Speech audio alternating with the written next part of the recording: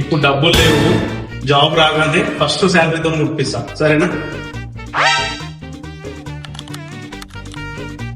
బాబా Isha birthday వస్తుంది, ఏమైనా ring ఇప్పి. డబ్బులు లేవు, జాబ్ రాగానే ఫస్ట్ శాలరీతో ఇప్పిస్తాం. నెక్స్ట్ బర్త్డే కూడా చేద్దాం. One eternity later.